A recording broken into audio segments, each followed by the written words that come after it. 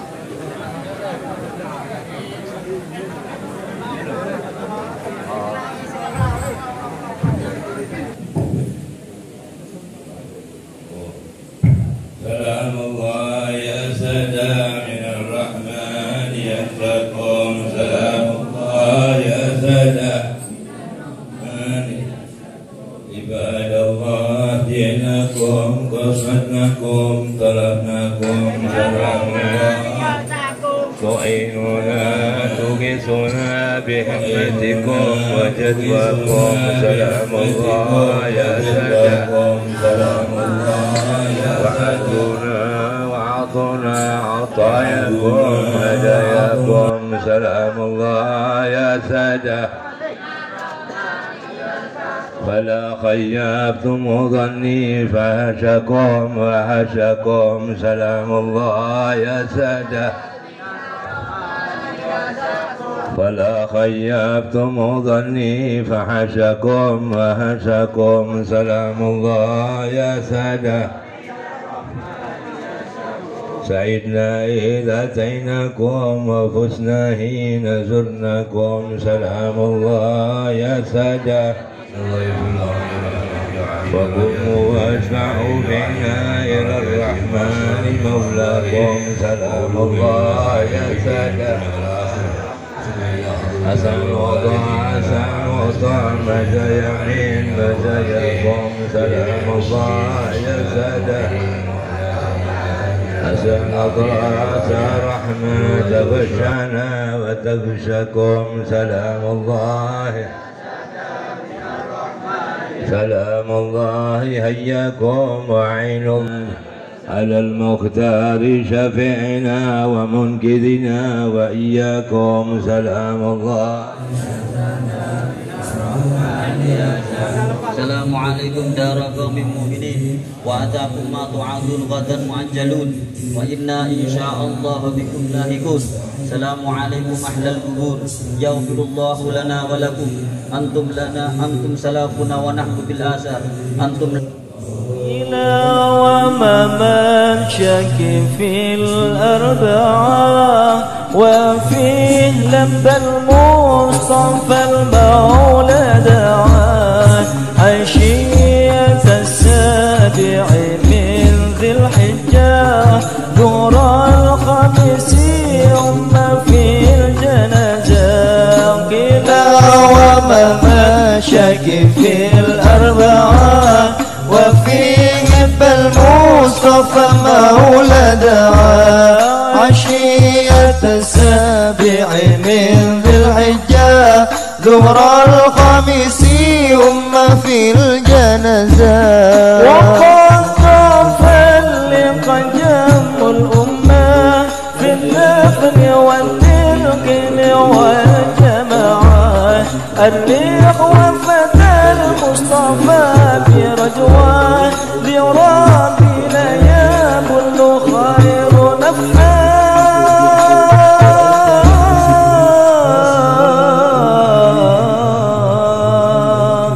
قيل وممشك في الأربعة وفيه المصطفى مولى دعاه عشية السابع من ذي الحجة ظهر الخميس في الجنازة ثم الصلاة للنبي والسلام والآل والصحب مصابيح الظلام الحمد لله أقول في الختام نسأل حسنه إذا حان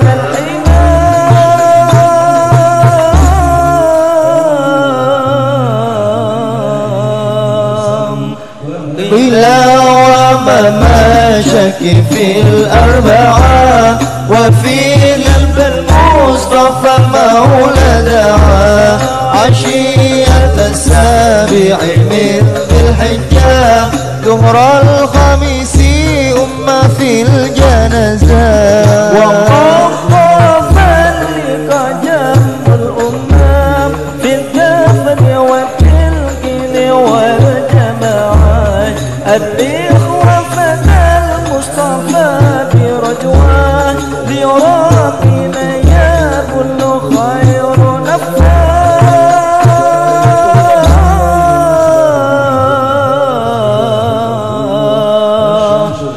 إلى وممشك في الأربعة وفي لب المصطفى مولى دعاه عشية السابع من الحجة ظهر الخميس في الجنازة إلى شك في الأربعة وفيه المصطفى مولدها عشية السابع من ذي الحجة ظهر الخميس في الجنازة.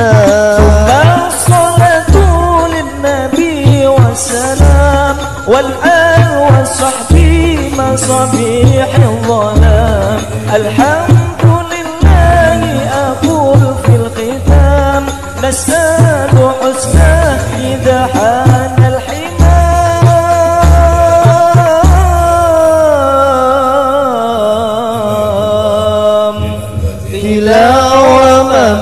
شك في الأربعة وفي المصطفى مولدها عشية السابع من ذي الحجة ظهر الخميس أمة الجنازة. إلى ومن شك في الأربعة وفيه لب المصطفى المولد عشية السابع من ذي الحجة ظهر الخميس في الجنازة. قيل وما شك في الأربعة وفيه المصطفى مولدها عشية السابع من ذي الحجة ظهر الخميس في الجنازة. وقد تفلق جم الأمة في الدفن والتلقين والجماعة. الريح وفد المصطفى برجواه لربنا يبل خير نفحه.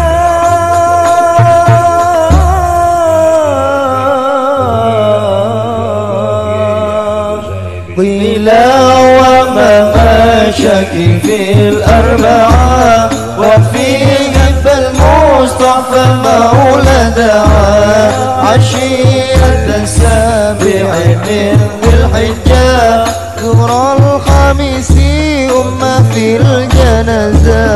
ثم الصلاة للنبي والسلام والآل والصحب مصابيح الظلام.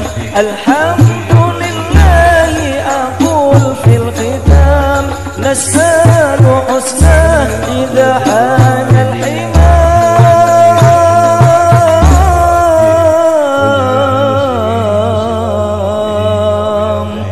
قيل وما شك في الأربعة وفي المصطفى مولدها عشية السابع من ذي الحجة ظهر الخميس في الجنازة. وقد تفلق جم الأمة في الدفن والتلقين والجماعة. الريح وفد المصطفى برجواه لربنا يبل خير نفحه.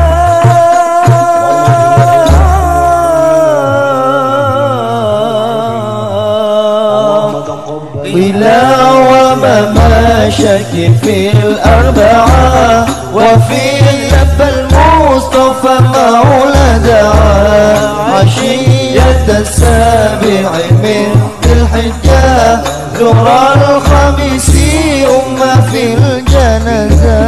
قيل وما شك في الأربعة وفيه المصطفى Alhamdulillah Rabbil Alamin. Wassalatu wassalamu ala ashrafil anbiya'i wal mursalin Sayyidina wa habibina wa syafi'ina wa nuri qulubina Muhammad Habibi Rabbil Alamin wa imamil ghurril mahajjalin wa ala alihi wa sahbihi ajmain. Subhanaka la ilma lana illa ma'allamtana innaka antal alimul hakim. Rabbi syrah li sadri wa yassir li amri wahlul 'uqdatam min lisani yafqahu qawli amma ba'du. Yang sama-sama kita muliakan kita hormati dan kita cintai serta kita ta'zimkan para alim ulama, para penerus perjuangan Nabi kita Muhammad sallallahu alaihi wasallam, terutamanya yang sama-sama kita cintai dan kita banggakan para khalifah daripada Kiai Mustafa Sahibul Haul, yaitu Kiai Ahmad Utsyairi dan Kiai Mustafa, serta semua keluarga besarnya yang kita doakan semoga mereka semuanya berkat Kiai Mustafa dan berkat semua arwah salihin yang ada bersama kita dipanjangkan umurnya, disehatkan badannya, dimudahkan segala urusannya, ditambah semangat dakwah dan ibadahnya, dan ditambah cinta nabinya untuk mereka semuanya, dan semoga kita semua akan berkah daripada mereka semuanya, amin amin ya rabbal alamin. Serta seluruh kiai, seluruh habaib, seluruh asatiz dan hadirin yang dimuliakan Allah. Alhamdulillah, patut kiranya kita panjatkan puja dan puji syukur kita ke hadirat Allah SWT dengan selalu kita mengatakan alhamdulillah terkait dengan nikmat dan anugerah yang Allah berikan kepada kita semuanya. Khususnya pada malam ini, alhamdulillah kita terpaut, kita terkait, kita terhubung dengan seorang wali min auliyaillah. Yang demikian itu menjadi modal yang paling utama untuk kita semuanya. Kenapa saya katakan demikian? Karena modal utama kita bukanlah sholat kita, bukanlah ibadah kita, bukanlah amal-amal kita daripada amalan-amalan yang baik yang lainnya. Karena mohon maaf, kita sekarang berada di akhir zaman yang jikalau kita sodorkan amal kebaikan kita sesuai dengan prosedur yang diajarkan oleh Nabi kita Muhammad SAW, yang dimuat oleh para ulama di dalam kitab-kitab kuningnya, bisa dikatakan kita itu sudah jauh daripada keabsahan. Sehingga satu-satunya yang kita harapkan itu adalah syafaat. Syafaat daripada Nabi kita Muhammad, syafaat daripada para aulia, syafaat daripada para ulama, syafaat daripada para sulaha, syafaat daripada zuriyah Nabi SAW. Hanya itu yang bisa kita harapkan. Oleh karenanya Nabi kita Muhammad SAW bersabda dalam hadisnya, ummati ummatun marhumah yadkhuluna ila kuburihim bidhunubin ka'amsalil jibal wa yakhrujuna minhu ka'an la dzambalah. Umatku ini, siapa umatnya? Kita semuanya ini adalah umat yang sangat dikasihi oleh Allah Subhanahu wa taala. Bukan karena kitanya, bukan karena orang tua kita, bukan karena amal kita, bukan karena apapun yang kita miliki, tidak, tapi semuanya karena kita mempunyai Nabi sebaik-baik Nabi, mempunyai Rasul sebaik-baik Rasul, yaitu Nabi kita Muhammad sallallahu alaihi wasallam. Sehingga Imam Al-Busiri beliau berkata dalam kitab Burdahnya, bi akramir rusli kunna akramal umami, karena kita mempunyai seorang Nabi yang terbaik, maka jadilah kita umat yang terbaik. Dan di antara kebaikan umat ini, Nabi Muhammad telah menegaskan dan memastikan kita ini adalah umat yang dikasihi. Sehingga kita banyak di antara kita yang masuk ke dalam kuburnya dengan dosa yang begitu banyak sampai menggunung, kata Nabi Muhammad. Tapi subhanallah, nanti ketika di padang mahsyar, ketika dibangkitkan dari kubur-kubur mereka masing-masing, tidak ada dosa lagi. Maka kemudian sahabat Nabi bertanya kepada Nabi, qalu bimadza ya Rasulullah? Dengan apa wahai Nabi mereka itu mendapatkan kemuliaan, diampuni dosa-dosanya, padahal mereka itu pada sedia kala dimasukkan dalam kuburnya dengan dosa yang begitu besar sampai menggunung. Maka kemudian Nabi SAW bersabda, bistighfaril ahya, dengan permintaan ampun daripada orang-orang yang hidup. Di sini dikatakan oleh para ulama, al-ahya itu siapa? Al-ahya itu adalah dua. Tapi al-ahya kategori pertama itu adalah al-ahya seperti kita sekarang hadiri. Kenapa? Mereka meninggal, memang benar Kiai Mustafa meninggal, tapi dalam kuburnya mereka tidak meninggal, mereka hidup. Itu maksudnya ahya fi kuburihim. Humul ahya fi kuburihim, annasu mauta wa ahlul ilmi ahya'u. Ini yang dikatakan ahya. Siapa mereka? Kalau bukan para ulama, siapa lagi?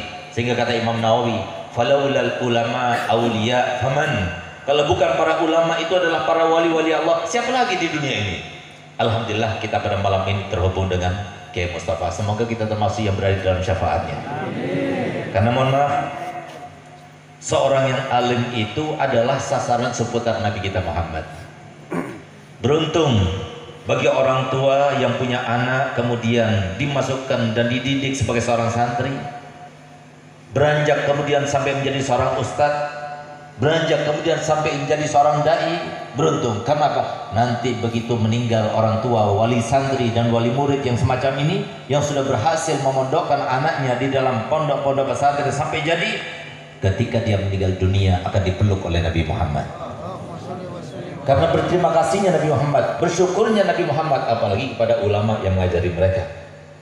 Sehingga saya teringat bagaimana saya punya abah berkata begini, kalau seumpama ada satu orang yang datang kepada saya dengan bawa dunia dan seisinya untuk menggantikan posisi saya dengan uang itu dan kekayaan itu dan dunia itu semuanya, tidak akan saya berikan.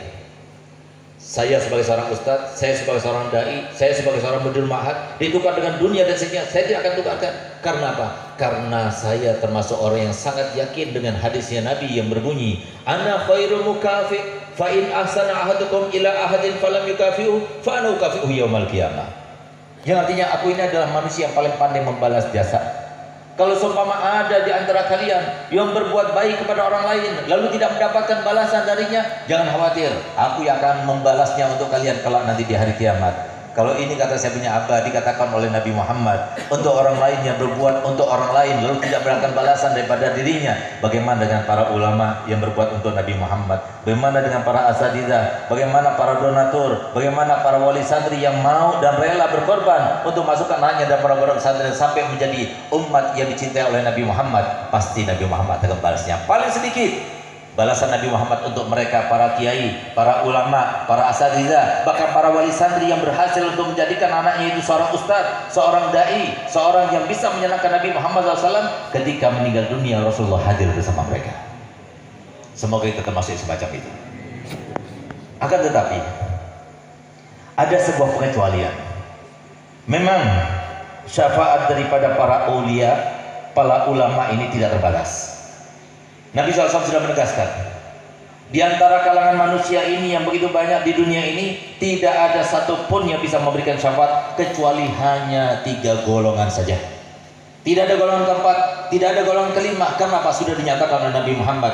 Nabi Muhammad satu-satunya di antara umat ini yang paling tahu dengan kepastian, yang paling tahu dengan misteri kehidupan. Di antara misteri kehidupan sudah dinyatakan Nabi Muhammad, nanti di padang mahsyar kita tidak akan mencari keluarga kita, tidak akan mencari anak-anak kita, tidak mencari pasangan kita, keluarga kita, kerabat kita, sahabat kita, tidak.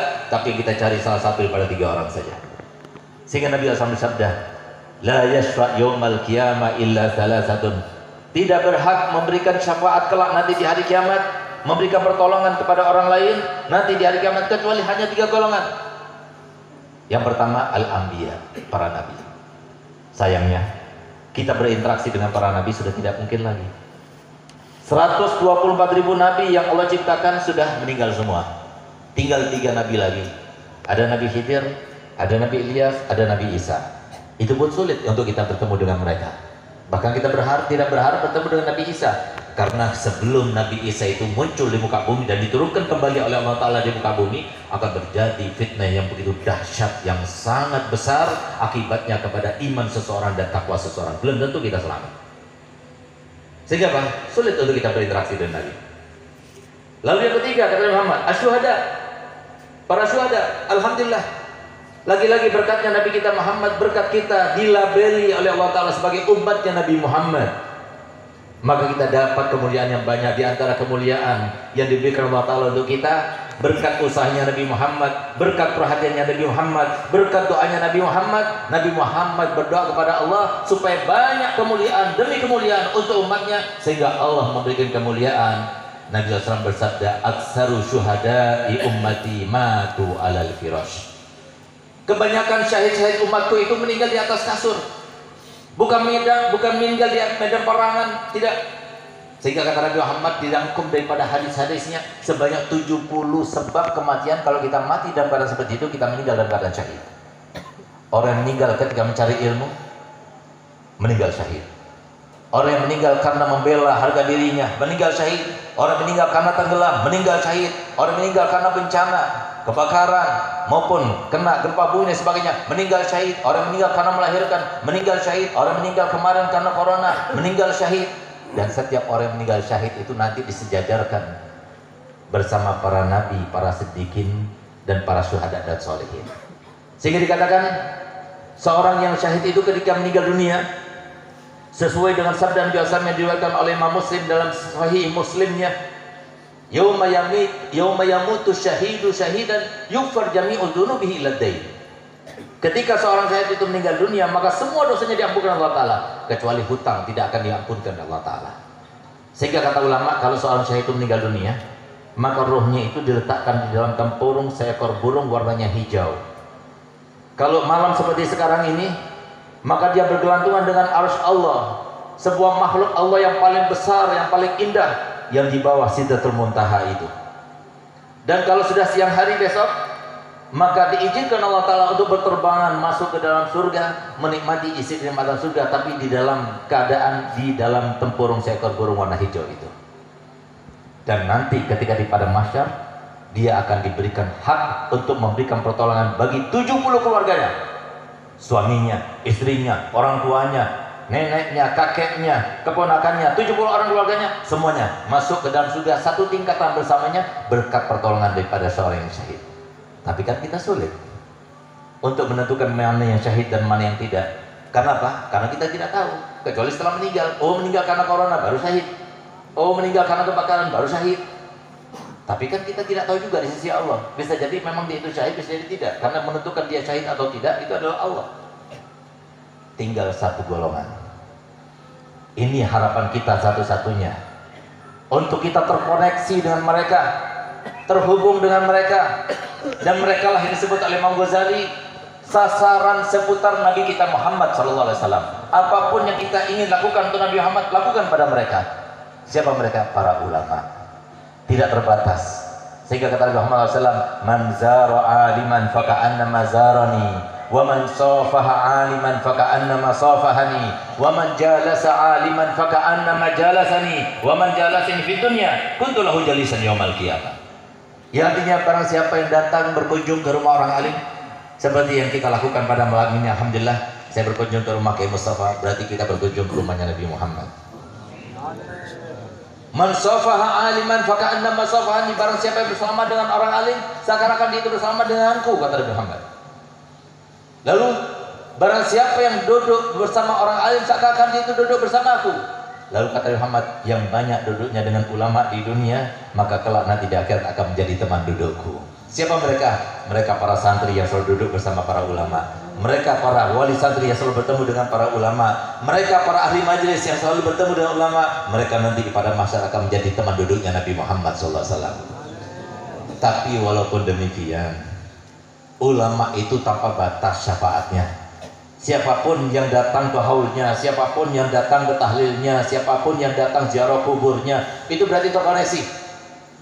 Anggap Kiai Mustafa sekarang hidup, lalu kita datang, kita berikan sebuah mobil Alphard misalnya.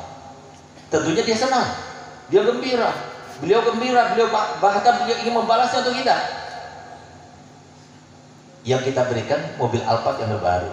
Padahal Nabi Muhammad SAW telah bersabda, baca Fatihah saja, satu Fatihah kita hadiahkan untuk ahli kubur, itu lebih afdal daripada dunia dan seisinya. Lebih afdal daripada Alphard, lebih afdal daripada uang yang melimpah, lebih afdal daripada apa saja kita berikan untuk Kiai Mustafa. Lalu Kiai Mustafa yang sudah diadab, sudah ditakdir, sudah dididik oleh guru-gurunya untuk menjadi orang yang hormat tamu, yang memuliakan tamu, kemudian kita datang ke sini, kemudian Kiai Mustafa tidak membalas kita. Hasya wa kalla. Kita yakin pada malam ini siapapun kita yang datang sekarang ini untuk muliakan Kiai Mustafa, mendoakan Kiai Mustafa, menghadiahkan Yasin untuk Kiai Mustafa, membacakan Fatihah untuk Kiai Mustafa, membacakan tahlil Kiai Mustafa, apalagi yang donatur yang membiayai haul Kiai Mustafa, pasti dapat balasan dari Kiai Mustafa. Cuma sayangnya dengarkan baik-baik, ada 5 golongan, walaupun dia itu telah berbuat kebaikan kepada para ulama, selama dia itu terkait dengan 5 golongan, maka dia tidak akan mendapatkan apapun dari rahmat Allah. Dari saking besarnya dosanya, sehingga seakan-akan dia itu tertutup. Mau masuk dari mana syafaat itu? Mau masuk dari mana rahmat itu? Oleh karenanya paling tidak, pegang kata Imam Ghazali, ini 5 ini sangat diingat-ingat. Sebarkan, kasih tahu kepada anak kita, kasih tahu kepada kerabat kita, kasih tahu kepada tetangga kita. Jangan sampai termasuk daripada golongan kita. Golongan 5 ini, selama bukan termasuk 5 golongan 5 ini, insya Allah kita akan dapat syafaatnya Nabi Muhammad, insya Allah kita akan dapatkan syafaatnya para ulama Nabi Muhammad. Siapa mereka? Yang pertama adalah mereka yang durhaka pada orang tuanya. nggak bakal mendapatkan apapun. Silahkan sholat sampai jungkir balik, silahkan sedekah sebanyak-banyaknya, silahkan kebaikan apapun yang dilakukannya, kalau dia termasuk orang yang berdurhaka kepada orang tuanya, tidak akan mendapatkan rahmat apapun daripada Allah Ta'ala. Meninggal dalam keadaan su'ul khatimah, dan meninggal dalam keadaan tidak diharapkan daripada syafaatnya para aulia dan para ulama. Mohon maaf, sekarang ini banyak di mana-mana, banyak anak-anak yang bantah para orang tuanya, banyak anak-anak yang berani pada orang tuanya. Dan mohon maaf, jangan cuma kita melulu menyalahkan mereka saja. Kenapa? Sebab utamanya kenapa mereka itu durhaka pada orang tuanya? Karena orang tuanya sendiri. Ini zaman disampaikan Nabi Muhammad SAW, sayati alaikum zamanun halakul rajuli ala yadai abawai. Nanti bakal datang suatu zaman di mana pada zaman itu kerusakan seseorang, kebinasaan seseorang justru terletak kepada kedua orang tuanya sendiri. Kenapa demikian? Apakah ada orang tua yang rela untuk anaknya itu dimakan dan dilalap oleh api neraka? Tidak, tapi salah meletakkan pendidikannya. Oleh karenanya jangan sampai ini termasuk orang yang salah meletakkan pendidikan. Masukkan dalam pondok pesantren, masukkan dalam madrasah diniyah. Ini yang dianggap miring sebelah, yang dianggap enteng, yang dinomor duakan pendidikan ini adalah pendidikan yang paling utama. Karena pendidikan yang diajarkan dalam pondok pesantren madrasah diniyah adalah ilmu yang diajarkan langsung oleh Nabi Muhammad SAW, yang akan membawa kebahagiaan bukan cuma di dunia bahagia, di alam barzahnya bahagia, di alam mahsyarnya bahagia, dan nanti kalau di akhirat juga berbahagia karena bersama Nabi Muhammad.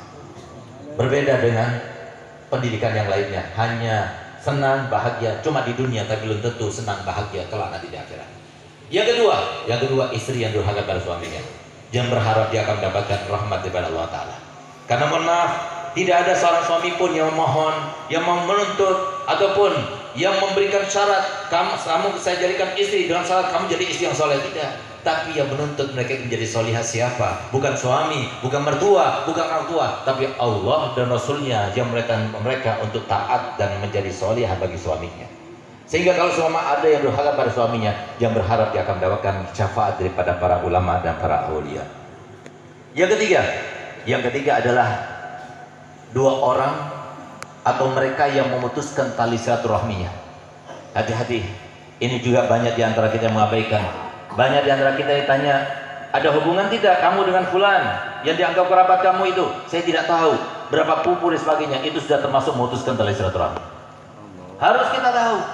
Kita ingat bagaimana orang tua kita dulu diajarkan, ini fulan, ini adalah amimu, dia itu adalah anak fulan, fulan itu adalah saudara kakekmu. Dijelaskan kenapa? Karena kata Nabi Muhammad SAW ketika beliau itu sedang melaksanakan Isra Mi'raj, subhanallah, arsy Allah itu digoncangnya. Dan tidak ada yang bisa menggoncang arsy Allah dengan sengaja kecuali 3 golongan. Apa itu? Nikmat, kemudian amanat, dan ketiga adalah kerabat. Kalau nikmat kemudian tidak disyukuri, kalau amanat tidak dikhianati, kalau kerabat kemudian tidak disambung, maka niscaya arsy Allah akan digoncangnya. Ketika Nabi SAW melaksanakan Isra Mi'raj, kebetulan yang namanya kerabat ini sedang menggoncang arsy Allah. Sehingga ditanya oleh Nabi Muhammad, didekati oleh Muhammad, wahai kerabat, yang kamu adukan kerabat kamu sekarang ini, itu kerabat kamu yang kamu ketemu sama dia di kakek yang keberapa?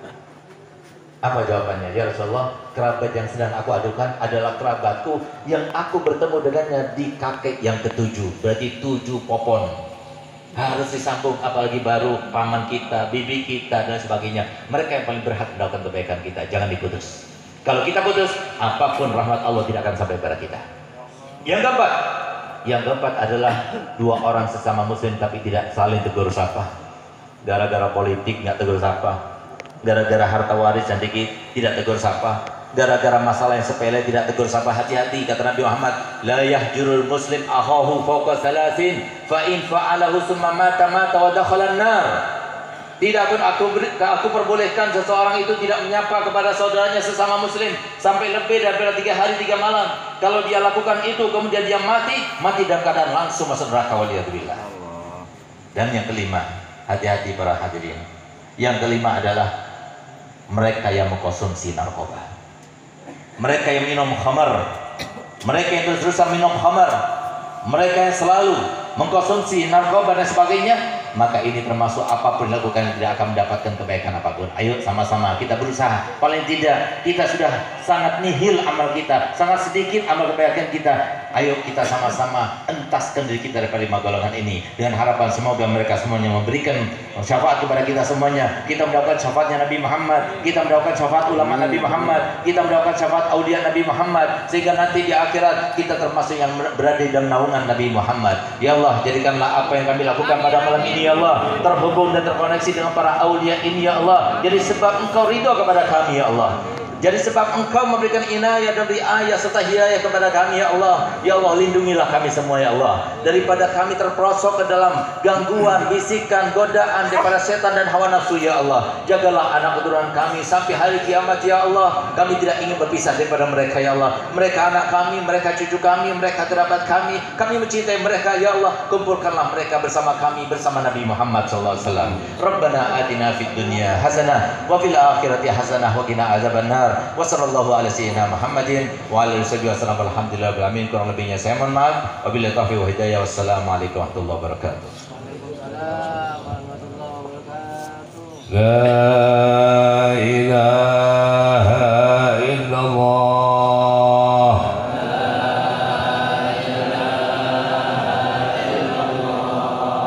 Al-mawjud fi kulli zaman. La ilaha illallah.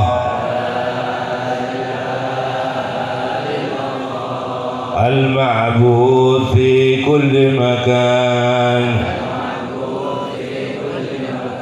La ilaha illallah. Al-madhkur bi kulli lisan. La ilaha illallah. Al-ma'ruf bil ihsan. La ilaha illallah. كل يوم هو في شأن. لا إله إلا الله. الأمان الأمان من زوال الإيمان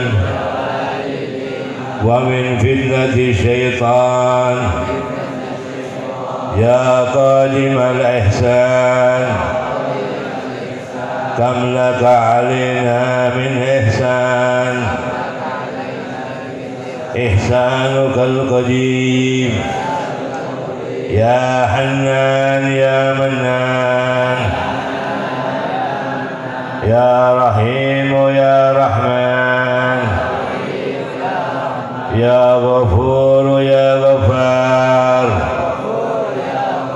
اغفر لنا وارحمنا. اغفر لنا وارحمنا. اغفر لنا وارحمنا. وأنت خير الراحمين. عليها نحيا وعليها نموت وعليها نبعث إن شاء الله من الآمنين الذين لا خوف عليهم ولا هم يحزنون. اللهم اهدنا من عندك وعافظ علينا من فضلك وانشر علينا من رحمتك وأنزل علينا من بركاتك وألبسنا لباس عفوك وعلمنا علما نافعا متقبلا. يا ذا الجلال والإكرام أمتنا على دين الإسلام. يا ذا الجلال والإكرام أمتنا على دين الإسلام. يا ذا الجلال والإكرام أمتنا على دين الإسلام. وصلى الله على سيدنا محمد وعلى آله وصحبه وسلم والحمد لله رب العالمين. الفاتحة.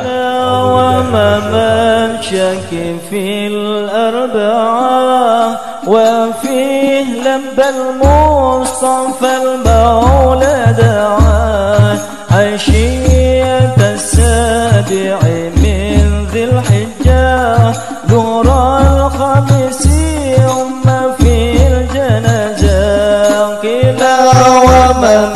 مماشك في الأربعة وفيه بالمصطفى مولدها عشية السابع من ذي الحجة ظهر الخميس في الجنازات وقد تفلق جم الأمة في الدفن والتلقين والجماعة الريح وفتى المصطفى برجواه لربنا يبل خير نفحا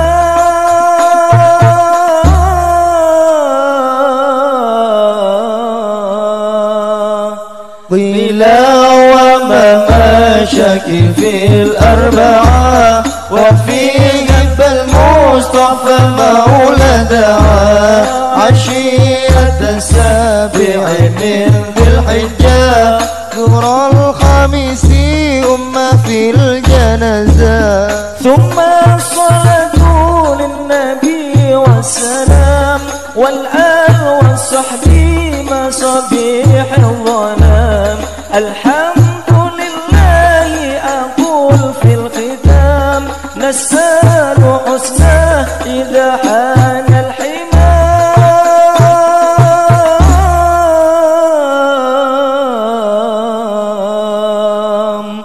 قيل ومماشك في الأربعة وفي قلب المصطفى مولدها عشية السابع من ذي الحجة ظهر الخميس في الجنازات وقد تفلق جم الأمة في الدفن والتلقين والجماعة الريح وفتى المصطفى برجواه لربنا يبل خير نفحا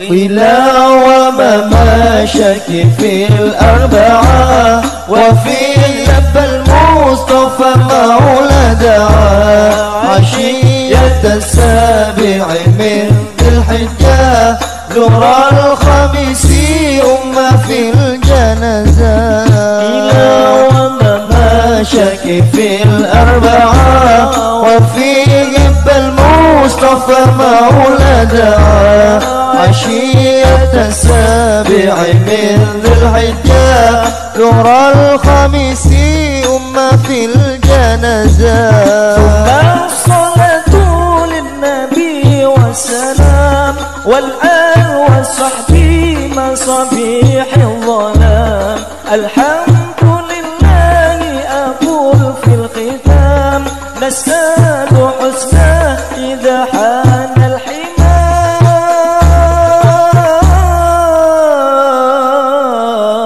الحمام قيل ومماشك في الأربعة وفي جنب المصطفى مولدها عشية السابع من ذي الحجة ظهر الخميس في الجنازات قيل ومماشك في الأربعة وفي جنب المصطفى مولدها عشية السابع من ذي الحجة ظهر الخميس في الجنازات قيل ومماشك في الأربعة وفي جنب المصطفى مولدها عشية السابع من ذي الحجة ظهر الخميس في الجنازات ثم الصلاة للنبي والسلام والآل والصحب مصابيح الظلام الحمد لله أقول في الختام نسأل حسنه إذا حان الحمام